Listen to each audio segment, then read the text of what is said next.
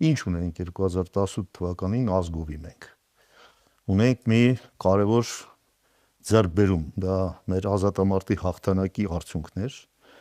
որ ունենք հայկական վերահսկողություն ամբողջական լիարժեք Հայաստանի եւ Արցախի վրա, ունենք հաղթանակած բանակ եւ հիմա ունենք դրա ճիշտ հակառակը։ Ունենք հայաթափված եւ հանձնված Արցախ,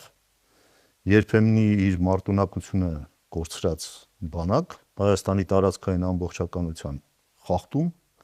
եւ վտանգներ մեր ինքնիշխանության նկատմամբ։ Ժամանակին, երբ որ մենք Արցախի հարցը օրակարգի վրա պահում էինք, մենք ապացուցում էինք, որ Ադրբեջանը ագրեսոր է, մենք ունենք պահանջատիրության իրավունք,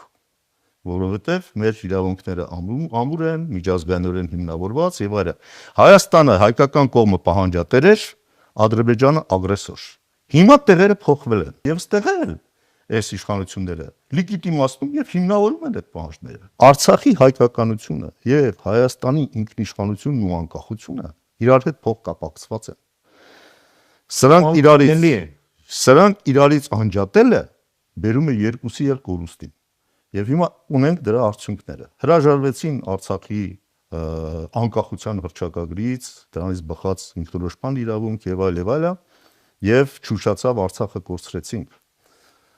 հայաթափվեց եւ հանձնվեց։ Հիմա ուզում են հրաժարվել Հայաստանի անկախության հռչակագրից, եթե դա էլ տեղի ունենա, կորցնելու ենք նաեւ Հայաստանը։